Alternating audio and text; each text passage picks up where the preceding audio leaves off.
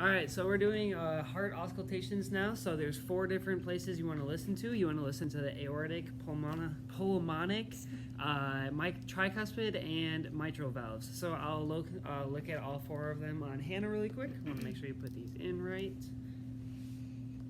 So first thing you want to do is you want to find her border, right about there. And you want to go on the patient's right side to find the aortic. So just off that vertebral border. Right there. And then the pulmonic is going to be on the opposite side of the vertebra.